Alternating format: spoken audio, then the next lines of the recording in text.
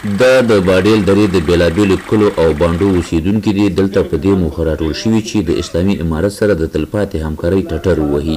د دې غونډې برخوالو وویل کلونه وروسته یې د پرامنه او هوسا ژوند هیلې پیدا شوي او د اسلامي امارت پر وړاندې هیڅ چاته په خپلو کلو او بانډو کې د ناوړه فعالیت اجازه نه ورکوي. د باډیل درې مظلوم لس د امارت اسلامي سره وفادار دی 100% او موږ اطمینان ورکوو چې امارت اسلامي چې په هر ګوټ کې موږ به د امارت اسلامي ملاتړي د امارت اسلامي نه غوښتنه کوو چې موږ سره چې همکاري ونه کړي. نو دلته موږ د ولس ډېر مظلوم دی او زموږ هم هېڅ چاره نشته دی او هغې ته موږ 100% اطمینان ورکوو. په هېڅ شکل د امارت اسلامي خلاف سړی موږ په دې اداره کې نه پرېږدو او نه مخکې پرېښېدم نه اوس پرېږدو. دا زموږ ډېره غریبه اداره ده او ډېره دغه ده پیار نشته دی. د ټلیفون کار موږ داسې ځای لځو چې د ټلیفون ته هم ضرور شي چې لارې دغه لځو که نه د مدرسې هم نشته دی. د مدرسو دغه هم وشي. د اسلامي امارت نه زموږ دا غوښتنه چې زموږ په هر بش کې کمزوري مدرسې هم نشته، سکولونه هم کمزوري دي، لارې هم غلطې دي، مشکلات هم دونه ډېر دي چې ماشومان هم خبردار مدرسو ته د لوږې نه شي تللی.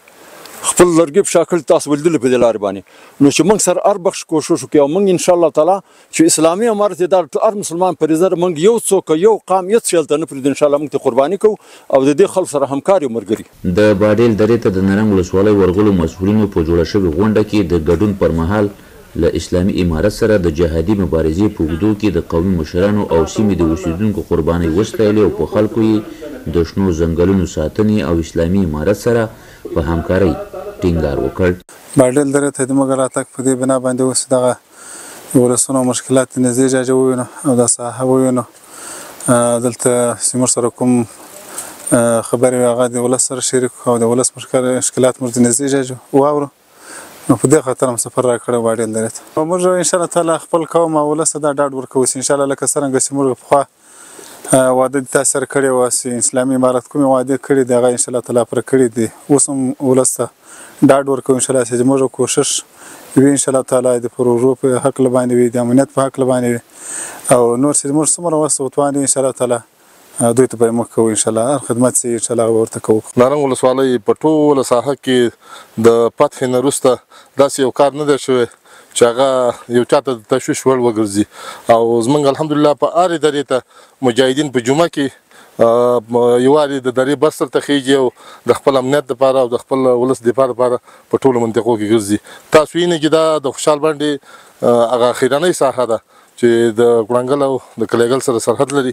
نو په هغه ساحه کې موږ ان شاء الله څه مشکلات نشته. هیڅ داسې د تشویش وړ خبر نه لرو، داسې مشکل نه لرو. د هیڅ نه د مقاومت ډله نه د بل چا د هر چا په نامه باندې داسې څوک دلته موجودیت نه لري چې هغه نظام ته یا عام ولس ته مزاحمت وي یا تکلیف وي. دلته موږ یو مجاهد له هوارې ولسوالۍ نه راځي او دلته بس شپې کوي او دلته د امنیت په لیول باندې ګرځي او ولسونه موږ سره ډېر همکاره دي. که ووایو چې مطلب د فتح نه مخکې هغه د دوی د موږ سره مطلب هغه همکارۍ دا پټې نه دي او اوس فعلا چې مطلب موږ ورته غږ کړی د تاشه په هغه وخت باندې په هغه زمان سره هغه خپله همکاري ښکاره کړې ده. باډیل درې ته د نرنګ له ولسوالۍ څخه رغځېدلي سړکونه تر ډېره خام دي او د دې درې بعضې بانډو کلو کې بیا بالکل سړکونه نشته دی او خلک پکې پلی تګ راتګ کوي. د دې منطقې د مشرانو غوښتنه دا ده چې 20 کاله د دغې درې خلکو د اسلامي امارت سره ملګرتیا کړې ده. اوس امنیت راغلی، اسلامي امارت واک ته رسېدلی دی او مسؤلین دي د دغه درې بېلابېلو پرمختیاوو ته پاملرنه وکړي. محمد ناصر ملنګزی د باډیل دره.